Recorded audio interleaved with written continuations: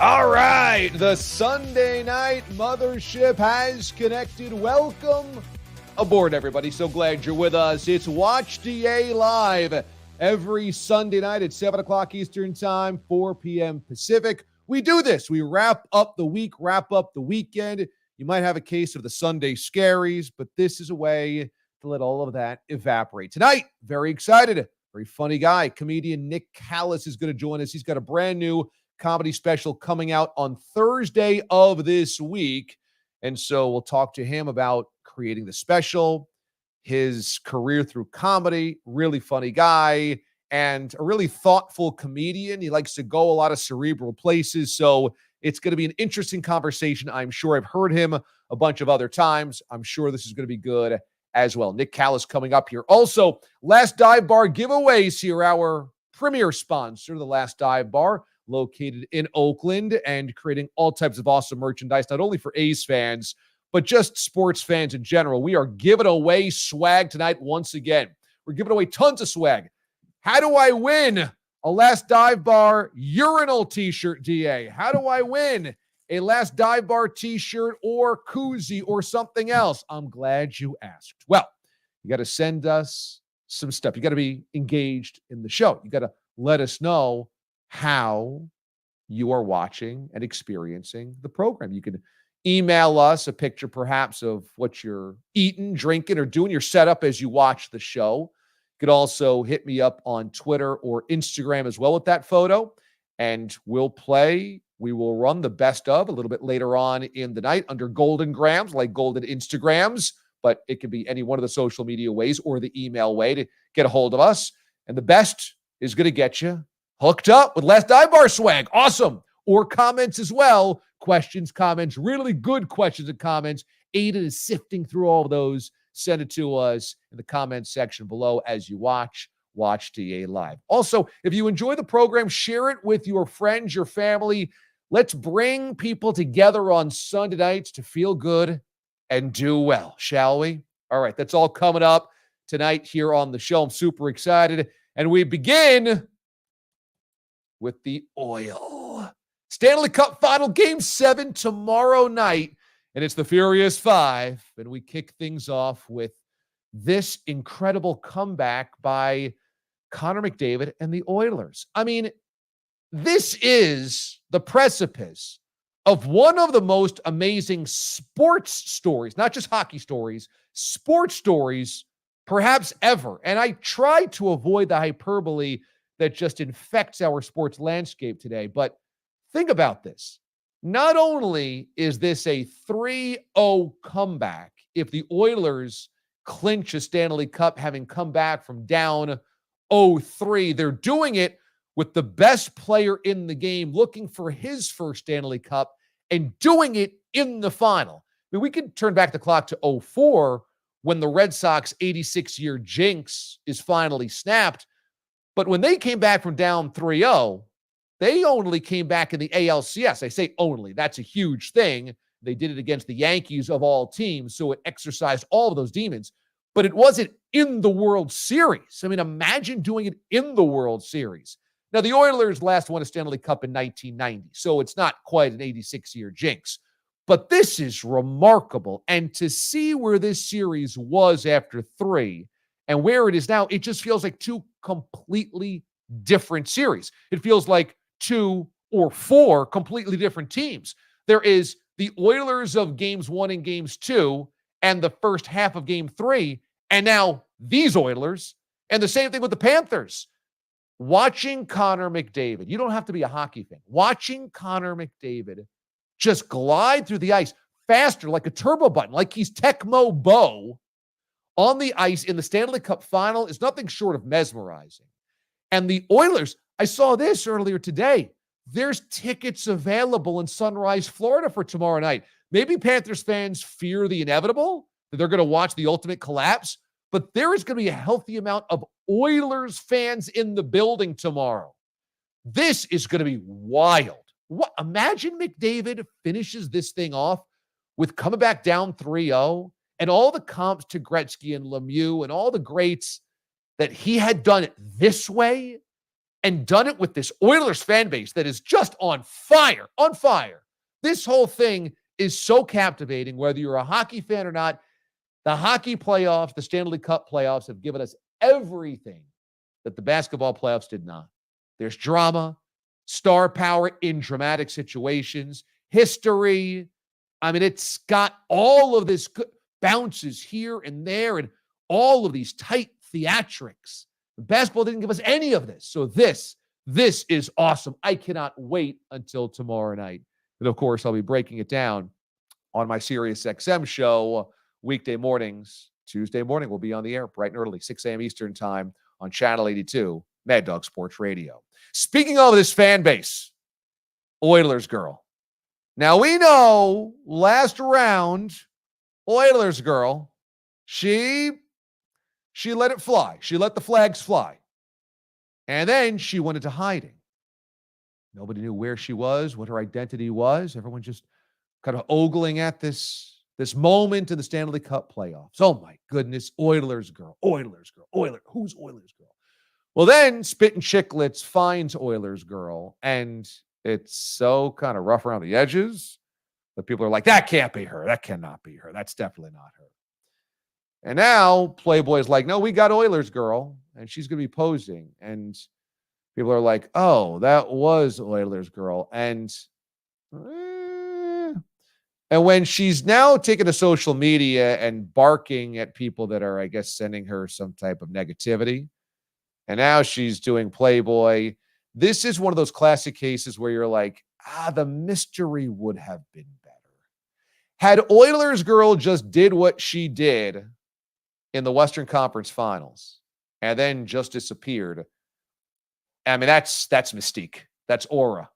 Now we're like, yeah, the imagination was so much better than the reality, wasn't it? So she is a good luck charm, seemingly, because once she came out of hiding, the Oilers have now taken the last 3 games.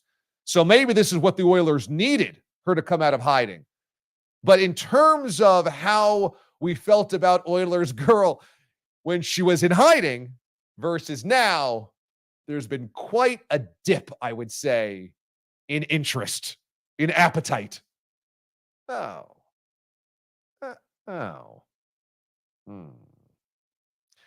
right, that sets you up for tomorrow night, Game 7, Stanley Cup Final. Plenty more on the sports side of things. Let's talk about the Celtics and their clinching and celebration. We're also going to talk about the passing of Willie Mays coming up here tonight and J.J. Redick getting the Lakers job.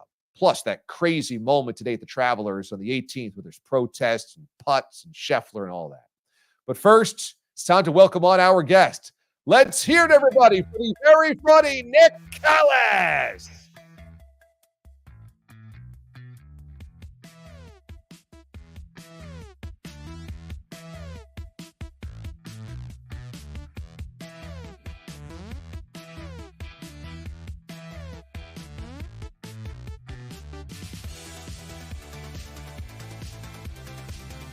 All right, super fired up about my next guest here on the show because he's a super funny guy and he's got a brand new special coming out here. It's called Wolf Pup, and it debuts on Thursday, June the 27th on 800 Pound Gorilla's YouTube channel. And 800 Pound Gorilla has been a great production company for a lot of comedians. We've helped promote them before, and they just have really, really funny people. They care about comedy, so this, I'm sure, is going to be an awesome one. He's had a ton of really funny videos. If you haven't seen them on social media, I encourage you to go find them. Nick Callas joining us here on the show today. Hey, Nick, how we doing? I'm doing great. That was extremely kind and lovely of you. Thank you so much. Everything you said is true, man. 800 Pound is awesome. They really do. And people say this. You hear interviews, and people are like, oh, they're comedy first. They really care about the art. It's never true. 800 Pound, and I'll use names, Marcus, Joey, Anthony. Like, these people really are just dudes that like comedy a lot, and then also are like very much consummate professionals who know film and know production really well. So like working with them is awesome. We shot my special in Austin, Texas at the Creek in the Cave in September, which is crazy. And it was just a weekend. It was just like a blast. It just felt like hanging out with the boys and like doing comedy at night. It was great. How'd you come to the title Wolf Pup? Short answer is that little guy, but the long answer is when I was a kid, I wanted to draw comic books. It was the only thing I wanted to do for Cool. the first like 17 years of my life. Yeah. And I had like come up with this superhero character, and this was his symbol, and I was drawing it in notebooks and stuff for over a decade. And then as I was developing as a comic, I completely let drawing take a back seat.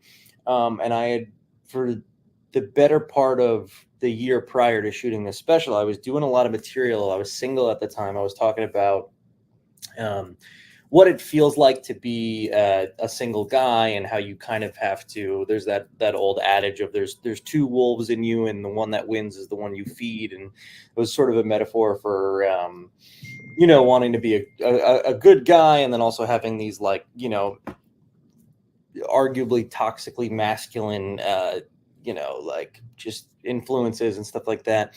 And so I had this one bit where I was talking about how I was in a relationship and then became single again, and it felt like I had a wolf in me all of a sudden.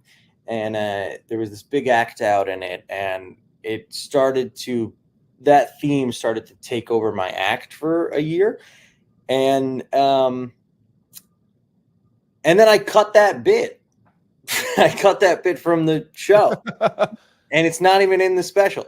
The whole show has that theme, but the bit that the special is named after is not in the special. I didn't even do it at the shows. It weirdly became more obvious than the stuff that I thought that was more incisive that was in the act. So it was ironic. But yeah, I've also short answer to actually answer your question. I like wolves. I've always identified with wolves like an absolute cliche tool of a white guy, but I do. So I was going to get into this much later in the conversation, but it opens up a door. So hopefully I'm not too early in this, but you have spoken about how you feel like you're the most insecure guy in the world, and that it's kind of interesting to balance that. You feel like at least at some point in your life, there was a wolf inside of you, and you identify so much with wolves, who are the ultimate alphas. You would never associate insecurity with wolves. And then you also say like you have that part of your personality. So how do those two things, I guess, conflict a lot? All day, every day. What you should do is you should boot me from the Zoom and interview my girlfriend. She'll go, oh, Nick Callas, insecure? What else? That's all. Oh my God, man. Look, and the reason I am willing to like talk about this, because it's not something, I'm not proud of it. I'm embarrassed, frankly. Like I think that so much of my artistry, my comedy, my general way of be in the world is, motivated by wanting to manifest the guy that I wanted to be growing up, right? And I think everybody is doing that to some degree. You're designing an avatar, and then you're trying to, play as them. But I think that on a good day, my choices and my comedy and everything comes from a really wonderful place of like love and happiness. But I think that if that tank isn't available, it also comes from like kind of the almost exactly the same place, but it's fear. What I want to be and what I want to give people and show people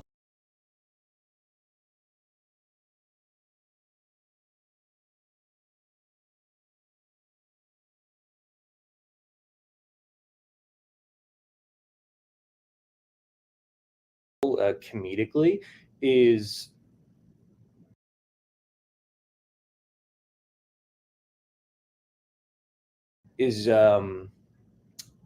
based in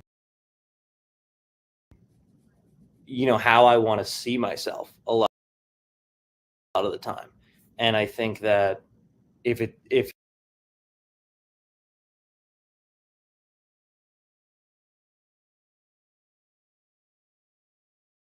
isn't coming from seeing myself that way, it's coming from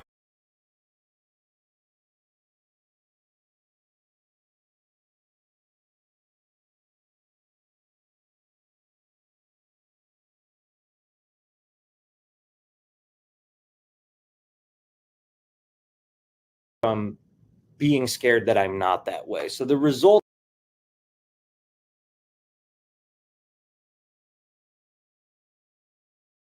is the same. The motivator is different.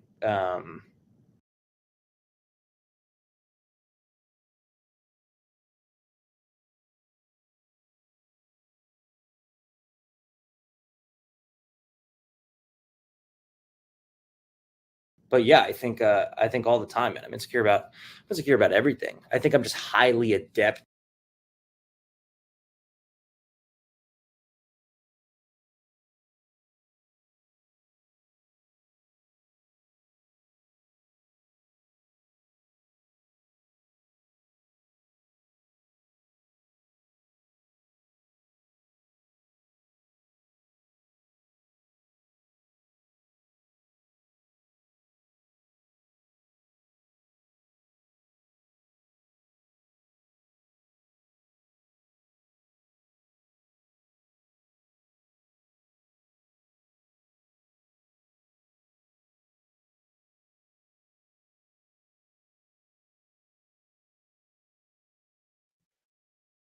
All right. I think we had a little technical difficulties there, as you could tell. We had our interview that was slowing down to a nice, long, dragging syrup molasses pouring out of a glass. So we're going to let Aidan work on that to make sure the interview is ready to go. That was actually taped a couple of days ago. So we are good with it in terms of, we know that it's there and we know that it's working, or it was working properly, but right now it's not doing so for us. So anyway, we will get back to the show at hand, everybody. A little reminder that there is a Golden Graham segment coming up here on the show. And so you can let us know how you're watching the show, what you have in hand, what exactly it is that you are doing as you check out this fine streaming program. So send us those on Twitter at Damon Amendo, also on Instagram as well at Damon Amendo. And you can also send it to us via email, watchdalive@gmail.com. I do want to just let you know that I had an amazing weekend because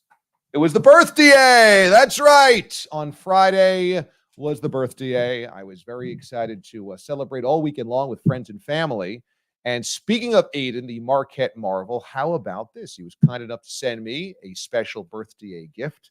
Ba-ba-ba! Look at this. In honor of the Furious Five, our sports topics du jour every single Sunday night, we have an old school record from the early 80s. This is 1982 Grandmaster Flash of the Furious Five. It is where we have the reference from. How cool is this? This is their most famous album. This has The Message on it, and that's one of the most famous and groundbreaking rap songs in history. So much thanks. Very cool from Aidan to send me a very special birthday gift, an old school record. Now I just need a record player to play this. I mean, I know that young people just collect records and don't actually play them. Kids, once upon a time, this is how we listened to music. Actually, I never listened to music on record.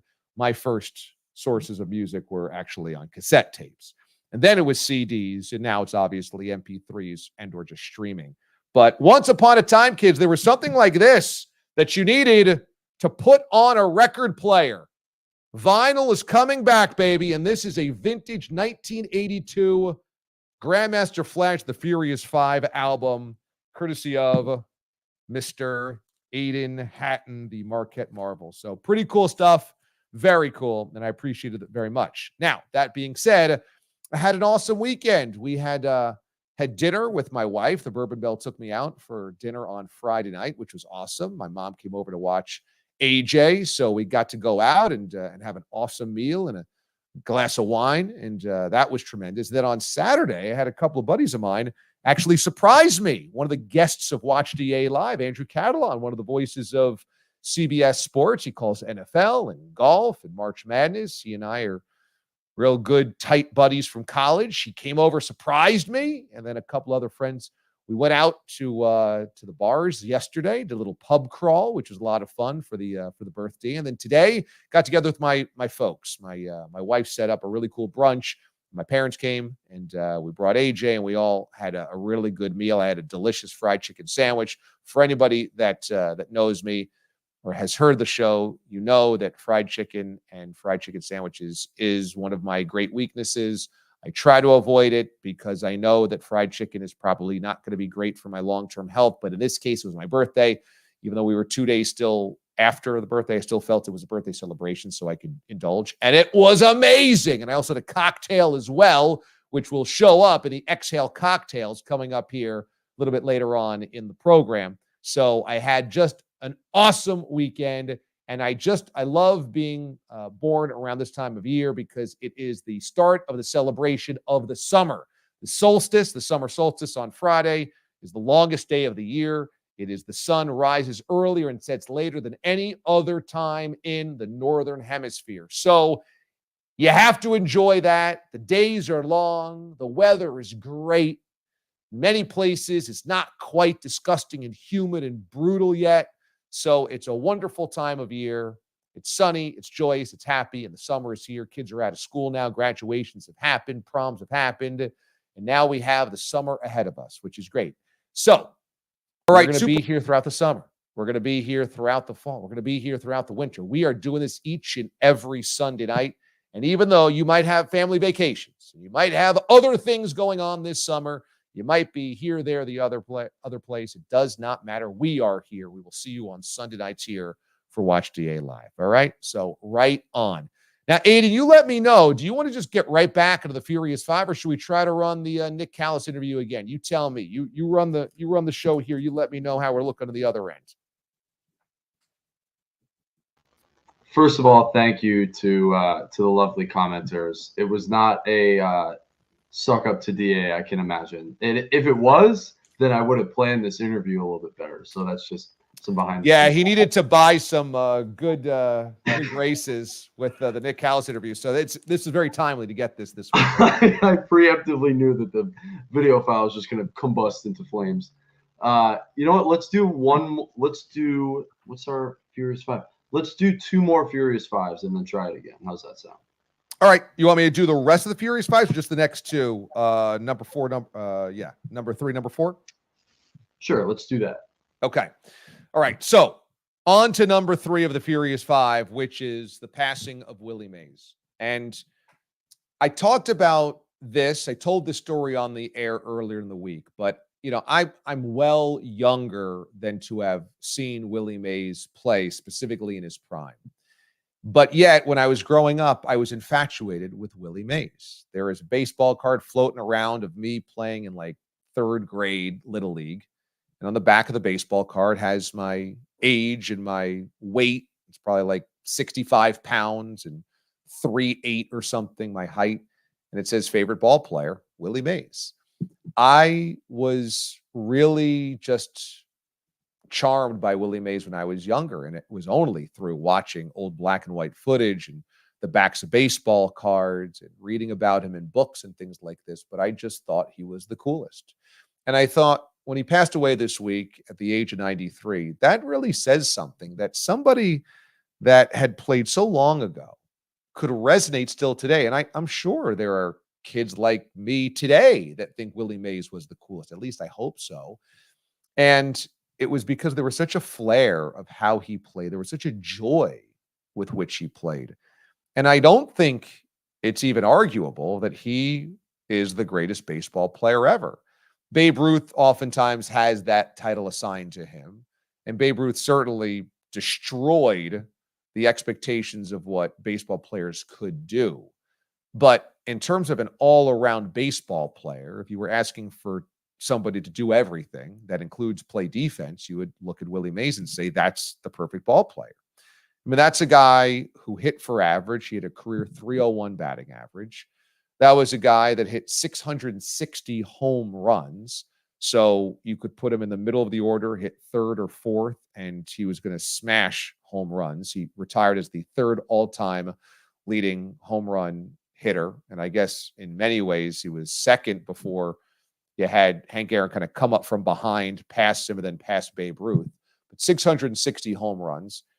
You had a Gold Glove center fielder to patrol center, and in the places that he played, think about how many more home runs he could have hit if it wasn't for the cavernous Polo Grounds in New York with the Giants, and then the blustery Candlestick Park in San Francisco with the Giants, he probably would have hit over 700 home runs. Not to mention that he plays the most sterling Gold Glove we've ever seen probably in the outfield. So he is just a gorgeous player to watch run the bases, play defense, and he misses 2 years due to Army service. He is in the Korean War in 1952 and 1953. To give you a sense of how good he was in those years, in 51, he's the Rookie of the Year. He misses 52 and 53, and then 54, he comes back as the league MVP and wins the World Series. So those are 2 years where he would have put up really great numbers, and who knows what the Giants would have done in those years.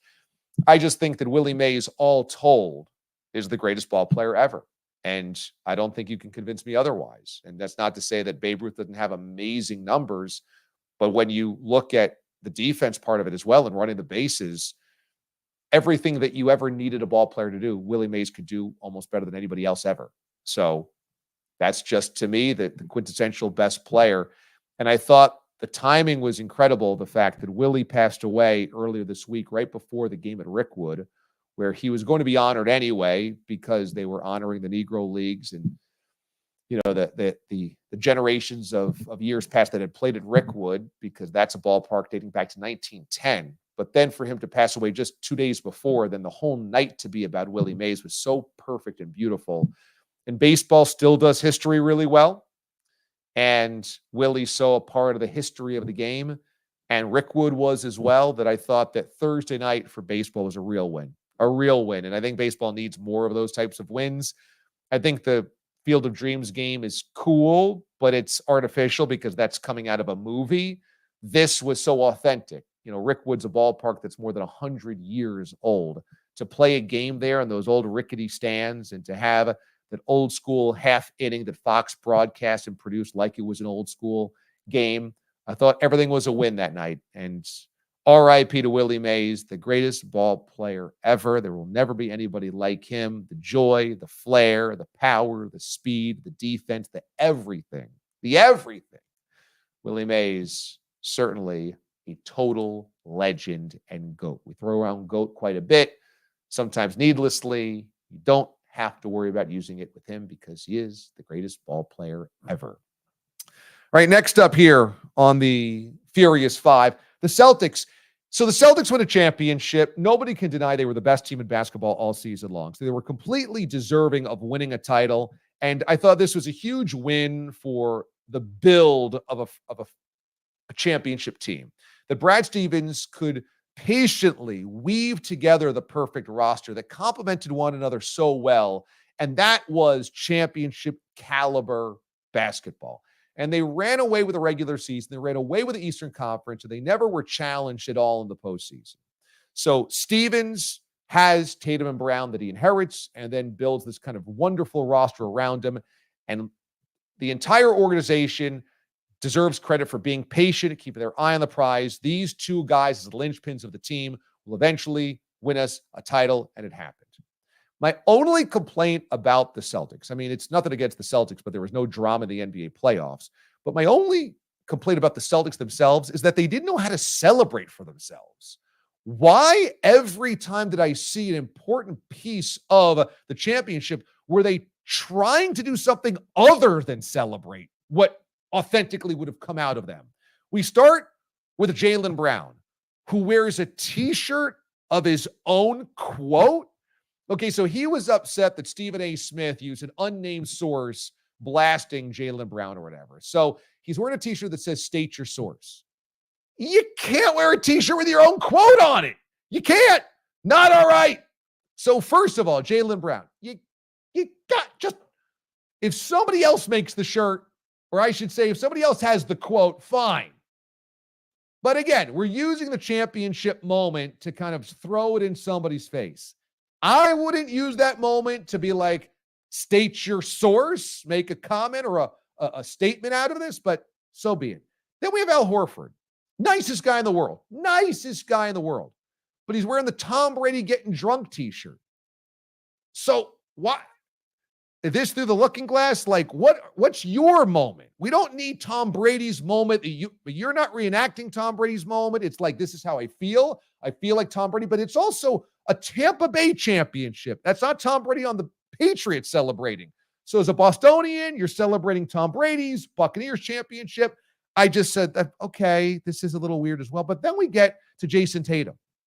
Jason Tatum uses Kevin Garnett's rallying cry when he won the title in 2008, then uses Kobe's hugging of the trophy to kind of like mimic the Mamba, okay? Then he's trying to recreate seemingly every basketball meme out there. I'm like, wait a second. Jason Tatum, just how would you celebrate? You don't have to celebrate like somebody else would. You can celebrate how you would celebrate. I thought the Celtics in general almost didn't know how to just celebrate. However you feel, do that. Don't worry about how Brady celebrated or what Stephen A. said or what Kevin Garnett said. Just how do you feel? It's all right, Celtics. Just wear your own celebration there. Wear it. It's okay. It's healthy. All right. You can send a comment our way, and Aidan will comb through those to bring us the best questions for Q&DA coming up a little bit later. Aidan, hop back on with me. What do you think? Should we try to go back and restart the Nick Callas interview? What do you think? Let's give it another shot. All right. Here we go. Nick Callas 2.0, the reboot. I'm telling you, if it doesn't slow down a second time, check it out. He's very funny, says some cool stuff. Let's try it again. Here we go. Nick Callas. Kind of friends with at this point. It's super interesting because it makes your stand-up really interesting and fun, but also makes your interviews really insightful. A lot of people lack a certain self-awareness that you certainly have. If they do have it, they kind of don't want to go there because it's hard, and you are willing to go there. So, you've done multiple SNL screen tests on the big stage, 8H. Yeah. And so when you do those, I mean, this is like SNL, this is New York City, this is the institution. Number one, you go into it. How do you process? Number two, you come out of it and you don't get the part. How do you process when you're talking about the things that you're talking about? Yeah, man, I appreciate that. The difficulty of things like that for me has been not allowing myself to believe subconsciously a narrative about myself in the world. I think we all ignore a lot of what might be true about our lives and our position and our privilege and our blessings, and because we can get attached to this narrative of God, nothing works out for me, or like nobody ever picks me, or I'm never loved, or I never win, or it's part of the reason you pursue like things greater than yourself is to find in them the identity you want to have, right? Like the reason you go for the big job, or the reason you go for like the pretty girl, the reason you go to the gym is because there's something in there that if you get it and you succeed, you can believe that you're that thing, that you're worthy of that thing, right? So I really dedicated myself to getting on SNL for like 3 years. It was pretty much the only thing I thought about. I mean, I learned or prepared like 50 celebrity impressions, all of which I'm proud of. Like that was a period in my life where I'm really proud of the work that I put in. And it's why ultimately I've been able to just like, whatever, not what was supposed to happen. But I think that my big takeaway from that is I can't let myself take this personally, because, and that's hard. It's obvious and it should be easy, but it's not, because I think anybody that has anything in their life happen to them, let alone a cool thing like getting to test for SNL, you just can't let it infiltrate your psychology and become something that you think is what always happens to me. I never get to think. Like that's tough, because in this industry, I mean, you name a show, dude, I've auditioned for it, I've screen tested for it, I've whatever. It's so much rejection, and you hear that about like the entertainment industry a lot, but you have to get to a point where you own the things you can control and the outcomes are the ones you want because you can control them. And the things that you can't are just forays into like a hypothetical opportunity that might be enjoyable to just do the thing that you're present for.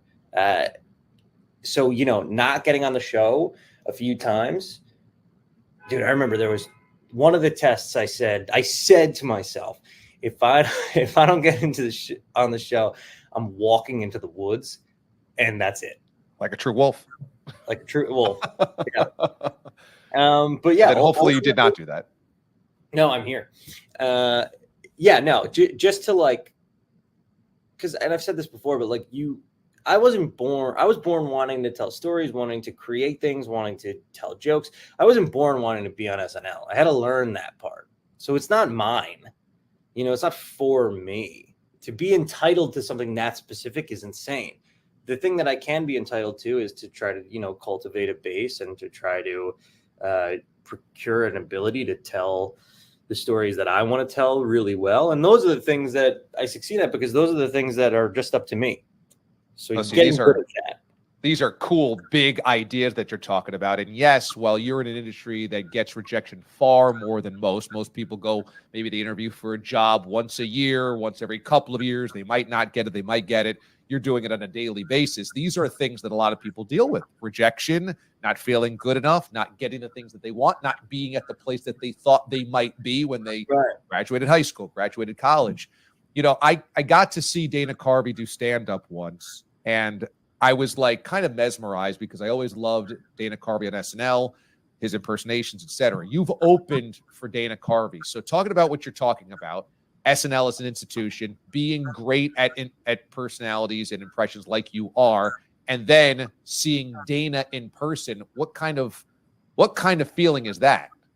That was extremely validating because Dana Carvey, in my limited experience with him, is extremely grounded.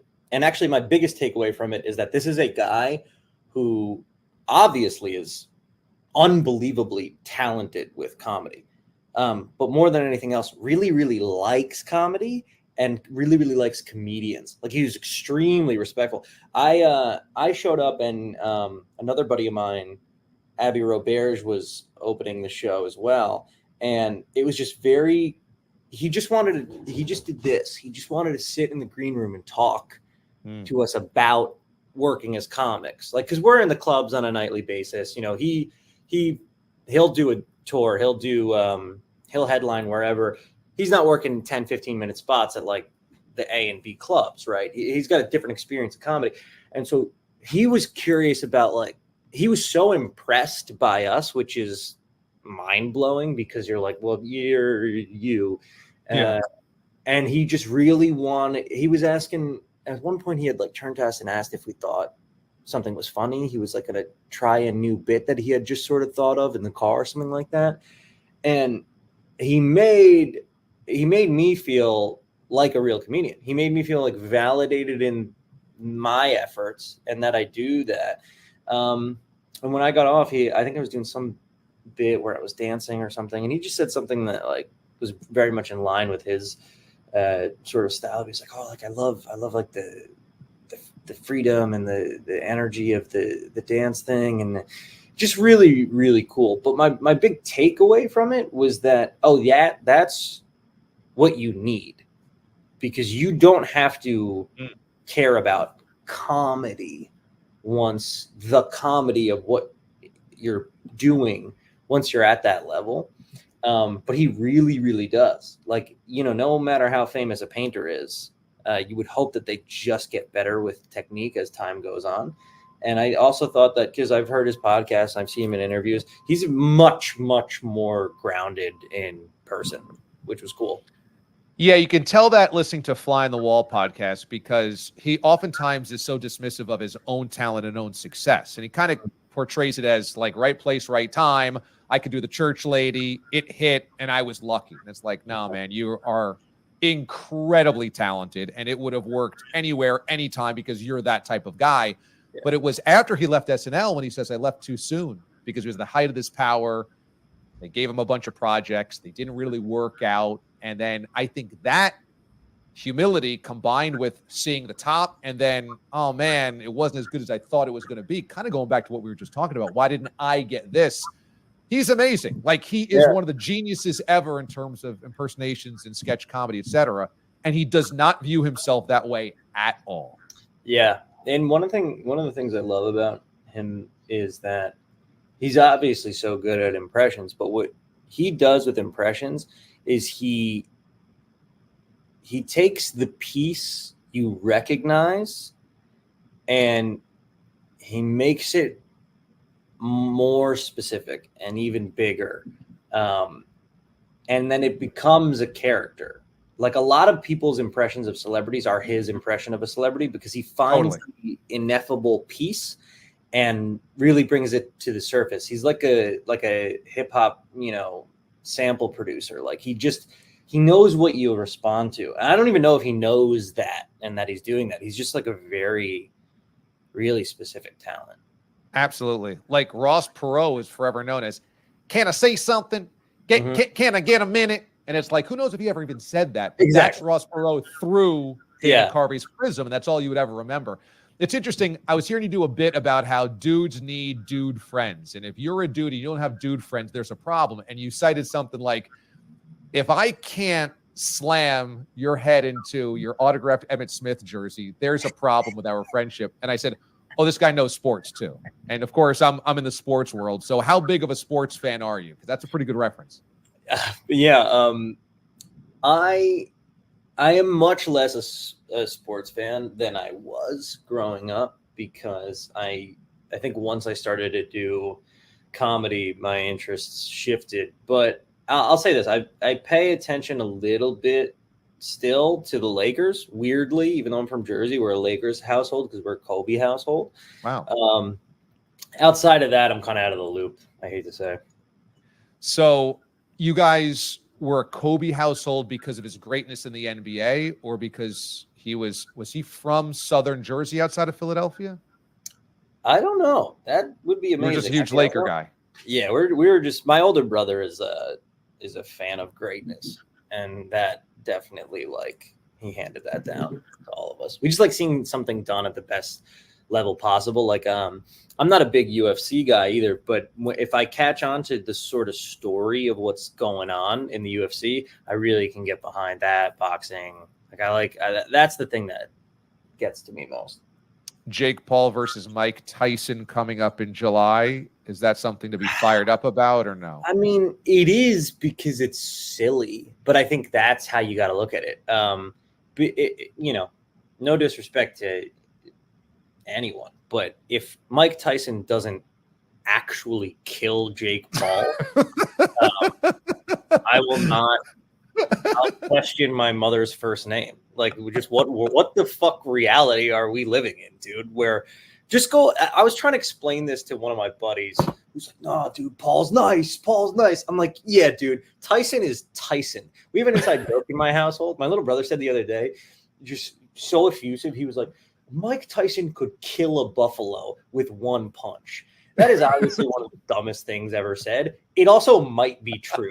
Dude, go watch Tyson highlight reels. He's not knocking out, kids. He's knocking out a guy who could, like, single-handedly take over Vietnam in cargo pants. You know what I mean? Like, he's a killer. He's just not a human being, dude. It doesn't matter how. And then it's not like they took the best boxer. They took Paul, who's nice for a guy who's been boxing for 2 years or whatever. Like, what are we talking about, dude? If Jake Paul wasn't a very famous guy, the fight wouldn't even happen. If Tyson watched Paul box as an unknown, he'd be like, that kid's all right. But Tyson is not all right. Tyson's not even good. Tyson's not even amazing.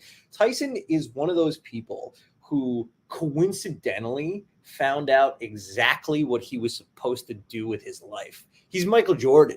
He's Dave Chappelle. If any of these people did anything else, it would have been a great missed opportunity. Like, he was literally born to take people's heads off. Dave Chappelle, like, if Dave Chappelle worked at Kinko's, you'd be like, oh, that was the funniest guy I've ever seen. You know what I mean? Like, he's supposed to box. It's crazy. It's so dumb. It's so stupid. Baddest man on the planet, Mike Tyson, no doubt about it. A lot of your sketches revolve around school dynamics. And I know that you co-founded American High Shorts, which is over 1 million followers on TikTok.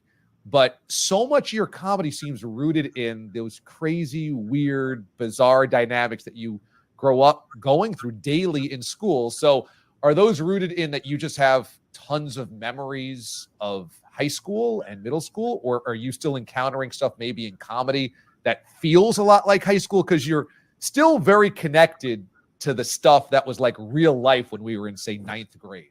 Yeah, that's well observed, man. Definitely. Actually, I think so much of my life feels like school, high school, middle school is like a really good metaphor for it. And I think when you're going through school as a kid, it feels like you're in a sitcom or in a cartoon, in that every single day you show up to the plot. There's a storyline. It's, am I going to make the basketball team? Am I going to get the girl? Am I going to fail the test? And you have 6 hours or however long the school day is to try and influence that plot. And you try, for me especially, like I tried to be funny all the way through. I tried to make people like me all the way through.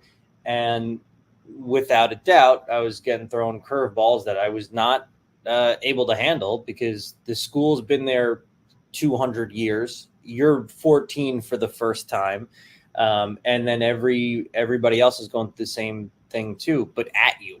So I think school feels to me like a really good framework for what all of life is, which is you show up, you have goals. They're not going to happen, or they're not going to happen the way you thought they were. But hopefully you're entertaining and kind the whole way through it. To me, it always felt like a television show.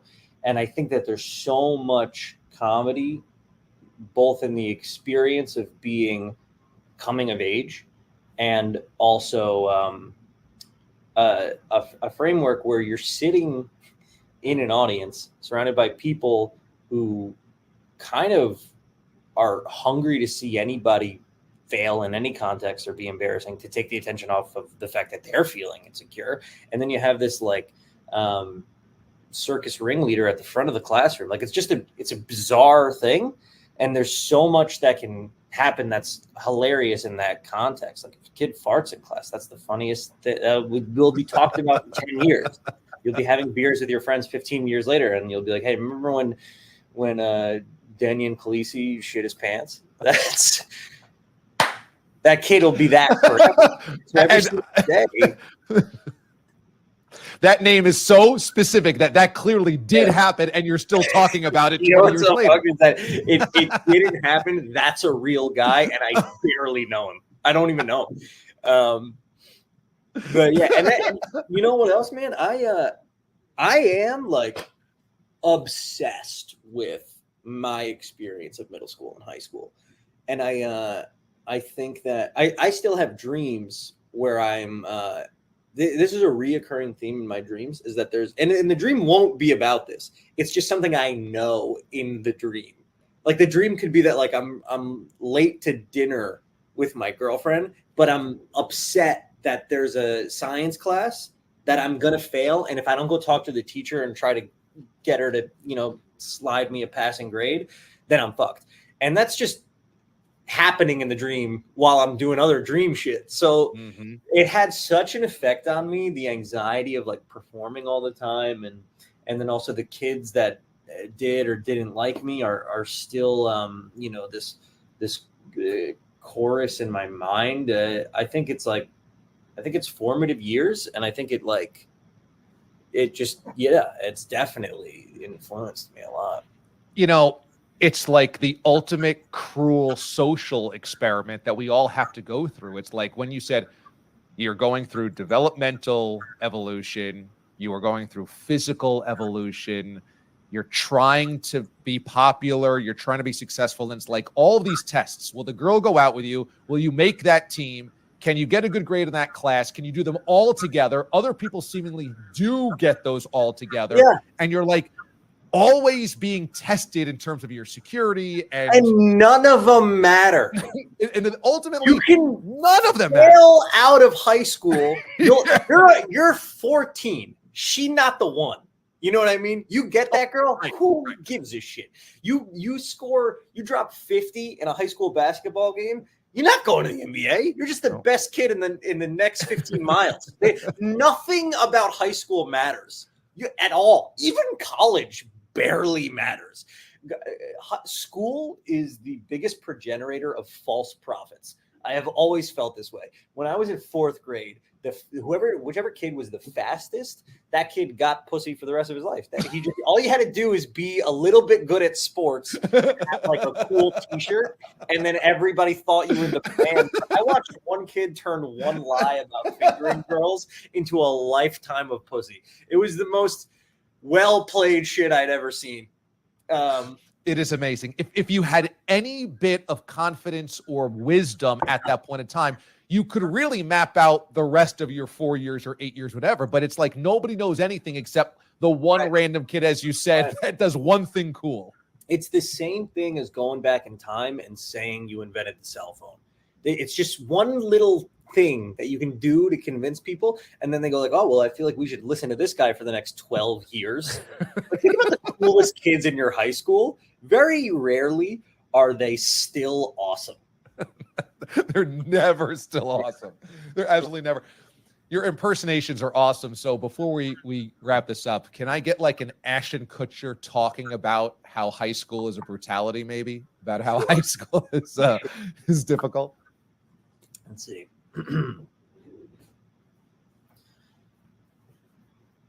Hey there, guys. Ashton Kutcher here. I was in science class, and they set me on fire, okay? They hit me with a Bunsen burner. Burn!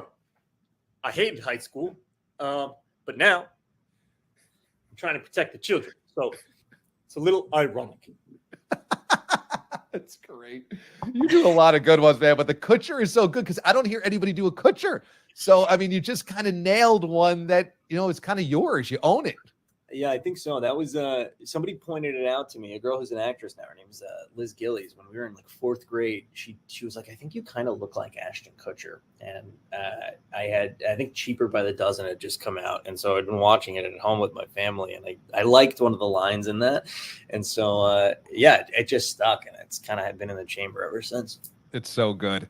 So Wolf Pup is going to debut on Thursday, all right, June the 27th. Wolf Pup is his special, Nick Callas' special. It's going to be available on 800 Pound Gorilla's YouTube channel. You can get it there. Also, there is a private watch party going on in Lower Manhattan on that Thursday night. So there might be a few tickets available potentially, so you can check out. Maybe the best thing is to hit you up on Instagram for those tickets, or where can people maybe get those last tickets? You'll find the link just about anywhere you find my name. But Instagram is the best place if you want to hit me up specifically to see what's left at whatever time you hear this. I think as of right now, there was like 18 tickets left. But it's a pretty big event. Sometimes people don't buy tickets, they don't show, whatever. So yeah, try it. It'll be great, man. There's gonna be a cocktail party. We'll be sort of partying for the first hour, maybe a little bit of a live show in there. With some of my comedian friends popping up, and then the 3 screens are playing the special. So I think the screenings all start from like 8:15 to like 8:40, and I'll do an intro, and then afterwards we'll shindig. Man, that is exciting. It is Wolf Pup on Instagram. Check him out at Mr. Nick Callas on YouTube. He's got over 85,000 subs, so that's a great YouTube channel for just constant shorts and really funny stuff. And I mean, I know that you deal with the insecurity that we talked about earlier, but in this moment, you must feel so accomplished and so excited that you're going to stand in front of a packed house and debut an hour-long comedy special produced by an awesome comedy company. That's got to feel really rewarding. Thank you. It does, and that's a great reminder. It really does. But I still gotta pay my rent, and so nothing means anything. They want your money. They want your money, and no one remembers your greatness. No, I'm fucking with you. It really does, man. I'm very proud of myself, and I'm very excited to share something that I've been kind of building. I think comedy is a lot like the first Iron Man movie. You just gotta make this suit and be prepared to put it on and defend yourself, before everybody comes at you and swallows you whole. And so I feel like, okay, I'm ready. I got my thing. It's good to go. And I'm really proud of it. And I think it's just gonna be fun from here on out because the hard part's over. That is awesome, man. That's a great metaphor. Check it out. Wolf Pup on Thursday, 800-pound gorilla on YouTube. Nick, awesome stuff, man. Thank you so much. Thank you so much. Seriously, I appreciate it. Awesome stuff from Nick Callas. Really funny. So I'm glad we got to restart that and show that interview in its entirety for you guys in a smooth way, because he was really funny and really insightful and really introspective. So I thought that was all super cool and super interesting. And yeah, Nick's special, I'm really looking forward to when it debuts coming up this week. Also, if you ever doubted whether this show was live or not, now you have your evidence. I mean, here we are creating and building and deconstructing and rebuilding a show on the fly. So wherever you are watching right now, on your phone, on your smart TV, on your laptop, on your tablet, however it is that you are watching this, know, as you watch this, assuming that this is Sunday night as you watch this live, I am doing this live right now. It's like SNL. It is like a live broadcast, and there is no parachute. There is no safety net. We just have to do it. We just have to create. We just have to fix. And so how amazing is that? Now, if you're watching an archive version of this, if you're going back and watching an old episode or so, maybe later on in the week, catching up, what have you, okay. But now, right now, this is all live, and we're making this magic happen. So very cool stuff from Nick Callas. Okay, it is time to give you a little reminder about what's going on at Last Dive Bar, because they are fantastic. They are our title sponsors. And Last Dive Bar, they were the crew that brought me out to Oakland and treated me like royalty. And so no matter if you're an A's fan or not, I highly encourage you to please patronize their business and buy a T-shirt, buy a Frosty mug, buy a koozie, buy something from their shop, because they have awesome stuff and they're giving you a very special deal. All listeners to this, use the code MOTHERSHIP and you will get 15% off your order. 15% off your order at lastdivebar.com by using the code MOTHERSHIP. I mean, now look at some of the stuff that they've got. Okay. I mean, I'm telling you, they've got this T-shirt, Last Dive Bar T-shirt, which I just think is awesome, that has Oakland Coliseum on it. I'm not opening this up because somebody's going to win this thing tonight. Also, they've got this T-shirt as well, the urinals, the historic urinals over at A's games at the Oakland Coliseum. But all this stuff also, when the A's leave the Coliseum at the end of this year, these are kind of mementos forever. So if you have something that honors the A's before they move, it's really special. They've got such great stuff, and they've just debuted a new line with Too Legit to Quit from the Scoreboard. Now, the backstory on this is during their run back in the early teens to mid-teens, let's say 2012, 2013, 2014, they went to the playoffs every year. They had some really fun teams, and they would play Hammer's Too Legit to Quit, hey, on the scoreboard throughout the stadium to get everybody pumped up. Now, Hammer is an Oakland native, and Hammer was an A's bat boy once upon a time. Yes, MC Hammer was an A's bat boy. So they played this, and as you see on the T-shirt, that's what they had on the big scoreboard. Now, look how old school and retro that is. I think that is so badass that they replicated what was on the scoreboard. And as you see, the innings and the final box score tally down there.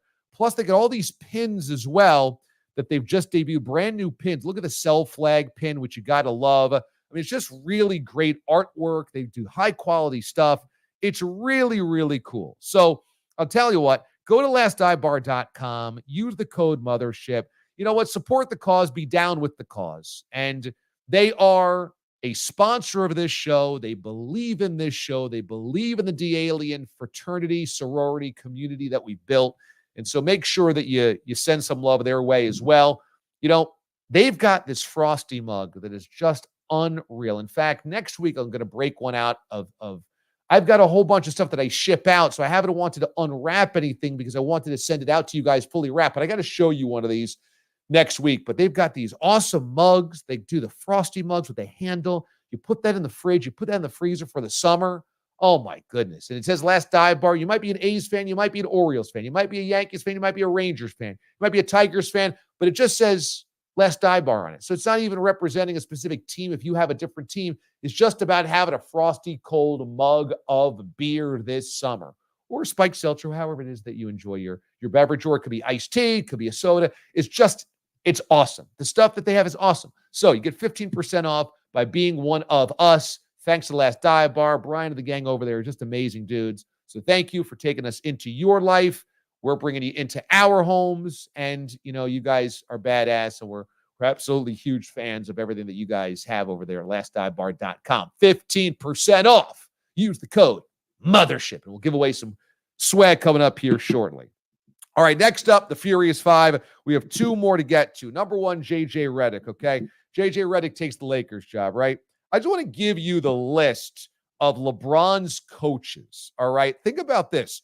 He had Paul Silas early in his career in Cleveland. Then Mike Brown, who he went to the NBA Finals with in 2007. Then goes to the Miami Heat, and it's Eric Spoelstra. Then he's got David Blatt when he goes back to Cleveland, and Ty Lue. Then he goes to LA and has Frank Vogel, Darvin Ham, and J.J. Redick. Now, LeBron certainly has a hand in hirings and firings, no doubt about it.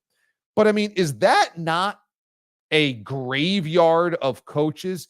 One of the greatest players ever. Okay, so let's say that Michael's the greatest player of all time, coached by and large by Phil Jackson. The bulk of his career, Phil Jackson.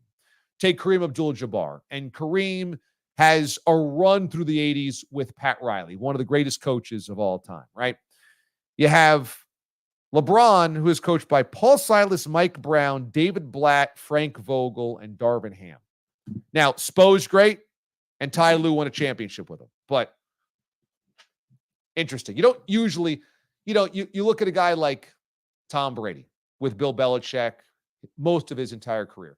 You have these big swaths of great players, Joe Montana, Bill Walsh, LT, Bill Parcells. You have great players who oftentimes, if they're legacy guys, have been coached by a great coach for a long time.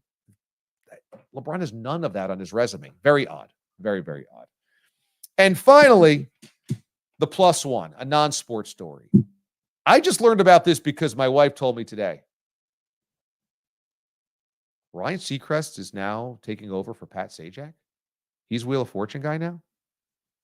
How many jobs does Ryan Seacrest need? How? Now, he left Kelly and Ryan. He's no longer with Kelly Ripa. Now her husband, Consuelos, is up there, right? Mark Consuelos. But how many different jobs does Ryan Seacrest have and need?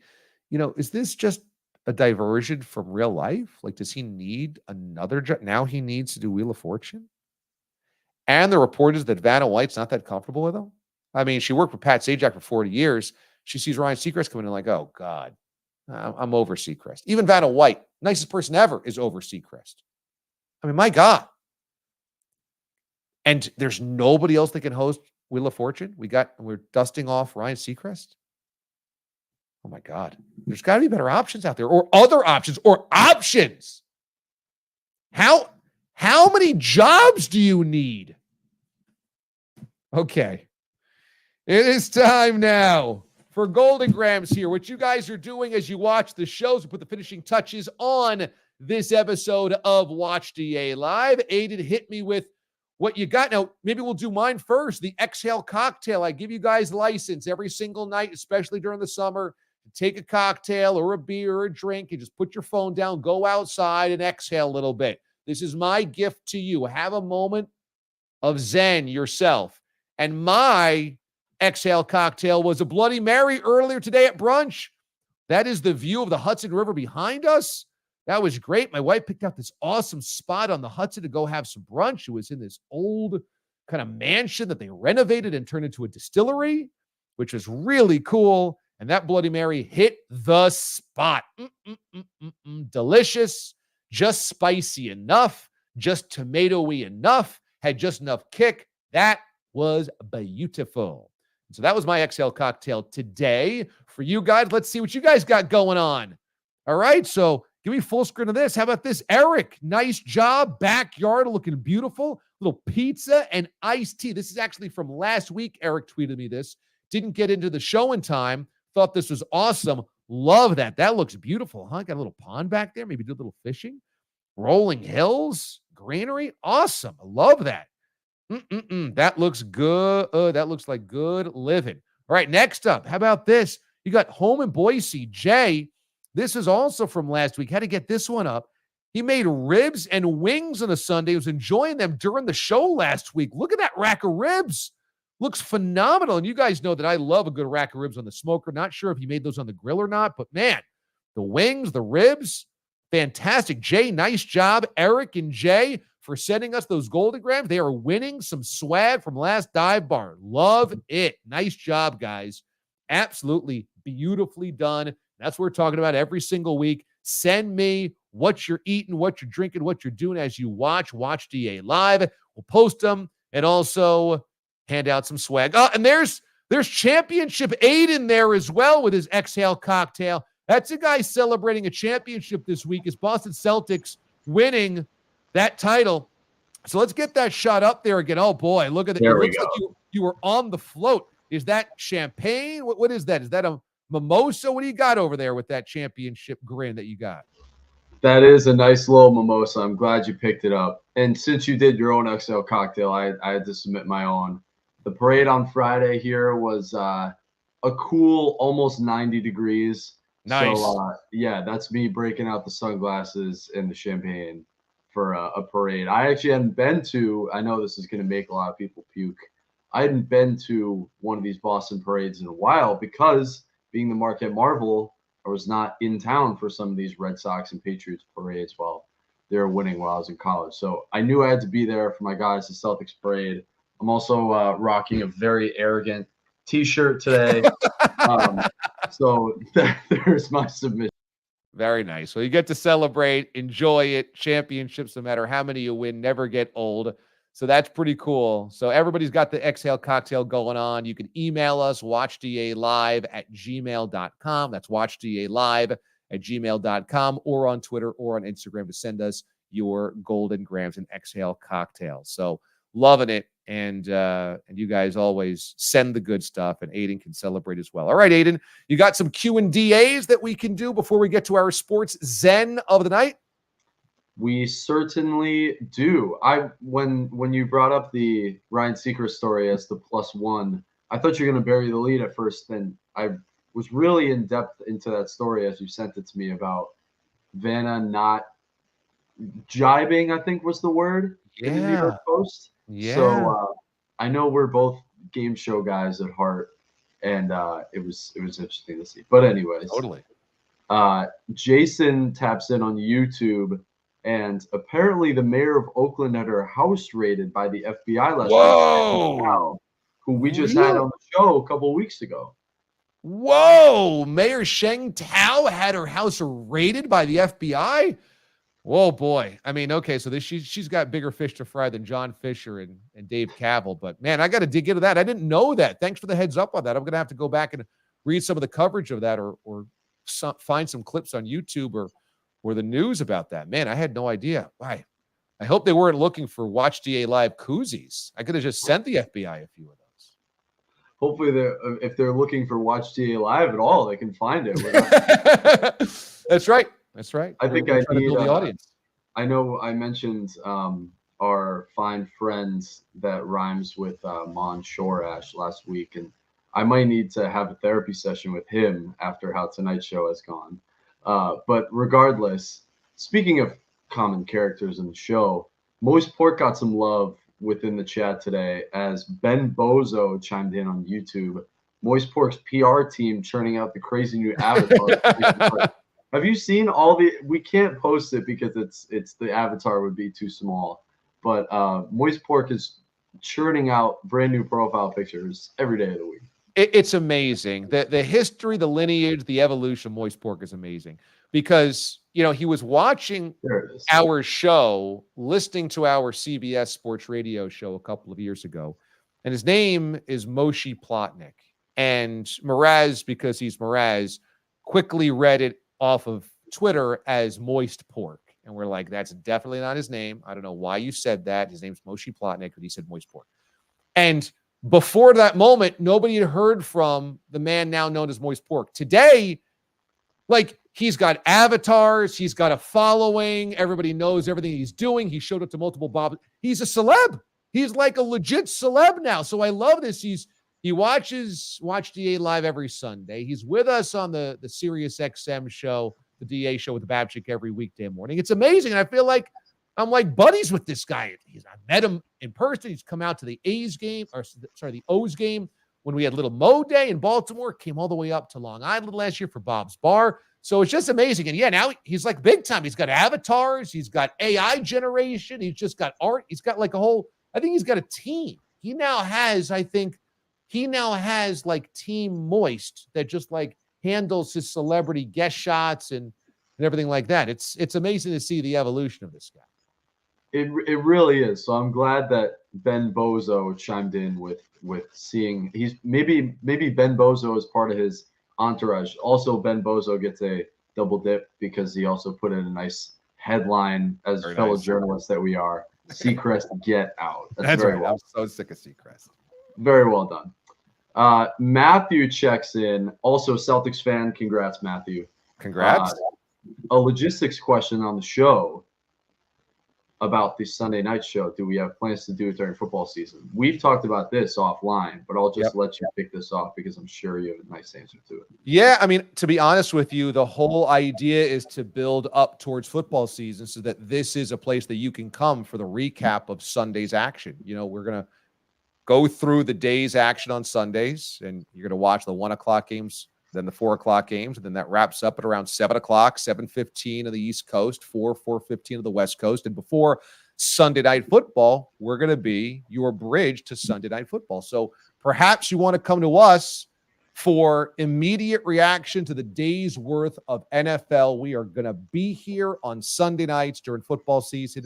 And frankly, I'm really fired up. And that was kind of the big picture idea. Hey, let's get this bad boy off the ground in the spring and then have it ready for the fall so that we have worked out the kinks and we know what we're doing going into the fall. But yeah, we are full steam ahead for NFL Sundays. Keep it locked right here because when games are done in the Sunday windows before Sunday Night Football, we are coming on live. There's a great window of time in this scheduled 7 o'clock hour that we usually do the show to have a good football recap heading into that night game. I know a certain studio show is on the air at that time, and it's ironic because I work at NBC. But America is a great show. But if you want a little bit more of a smorgasbord, a little bit more of I know, like we just said, we're fellow journalists, but maybe a less journalistic side of things, you know the flavors, the characters. Will be here during football season. Yeah, it's going to be awesome. I'm really looking forward to the football versions of Watch DA Live. Couple more for you. Our friend Craig chimed in earlier in the show about pub crawls, and maybe this was during the Nick interview. I can't even remember. But pub crawl, isn't that where you go into the pub and crawl out of it later? That seems like a DA move as well. Yeah, I didn't have to crawl out of it, but we hit 4 or 5 different bars, had a beer or 2 at each one of them. Unfortunately, the cab that we were car service really was a cab service that was going to bring us home had a wedding to take care of later on in the night. So they had to cut us off at 9:30 because starting at 10 o'clock, they were handling the wedding. So this is a smaller car service, but they had to take care of that. I guess they had multiple cars over there. So they're like, hey, latest we can get you is 9:30. So I'm like, kind of would like to stay out a little bit later, but ended up being fine. Boys came back to my house. We hung out in the bunker in the basement and just put on some tunes, had some beers, had a nice bunch of ice cold Peronis and wrapped up there. So we didn't have to crawl out of the pubs, although a really good pub crawl, you're right. A really good one means you are crawling out of the pub. That's correct. So I'm glad that jogged my memory too as well. It was about the birthday, and it leads perfectly into the last Q&DA I wanted to highlight because Curtis, wanted to wish you a happy birthday. And Target has record players for about $100, so maybe you could start a collection. So let me tell you this. I have now 2 records to my name. My brother, once upon a time, probably like 10 years ago or so, maybe 8 to 10 years ago, went to a vintage secondhand store and found an old Johnny Carson record from 1974. And it was the best clips of The Tonight Show. Now, think about this. Back in 1974, there's no VCRs. You can't just dial up YouTube. There's no access to anything that Johnny had done. So you're hoping they run them on replays in the summer and you can catch them live. But at the time they had a record. So he bought me this and it's amazing, but I don't have a record player. So I've never actually listened to it. I've just read the notes in it and actually took a poster that they had folded up in the record and I framed it on my wall. I'm going to show that to you. I put that up in my home studio because I love it. And Johnny's just, one of the true icons. So I have that record that I would love to listen to. And now I have Grandmaster Flash of the Furious 5. So I've got a really stellar start to my record collection. So yes, I do need a record player. My brother has one, so I could play it over there, but I don't always see him. So that might be a good play. Target maybe for a little record player for the basement of the home studio. That could be where I'm going. I like that. Yeah, and that does it for the Q&DA side of things. All right. Hey, one more thing. Timbo Slice asked earlier in the night, what type of anti-skip did you have on your Discman? Was it 30 or 45 seconds? Oh, yes. That was for the rich kids. I never had the anti-skip. The anti-skip was like you just hold it as tight as possible and hope that CD didn't bounce around. But in the car, inevitably, it's skipping. It's amazing. I really never had a smooth Discman experience until I got a disc changer in my car. And I talked about this last week. One of my first cars was a 1995 Chevy Lumina, and you could put one disc in. And that disc, the one disc, that didn't end up skipping. But, just the Discman, when originally, my first car was a 1972 Oldsmobile Cutlass. That had a Discman that had to be run through the cassette deck. So there was a little input in the Discman. You play the CD in the Discman on the dashboard. Then that runs into the cassette player. And that's how I used to listen to CDs in the 1972 Oldsmobile Cutlass. So there you go. That skipped all the time. All the time. It had no anti-skip anything. It was pro skip. Very, very pro skip. All right.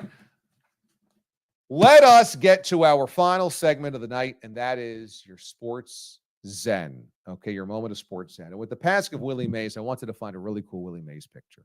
As I said before, I grew up just idolizing Willie Mays, and I never got to watch him play, but man, I thought he was really cool. So how about this photo that I found? This is when the New York Giants moved to San Francisco.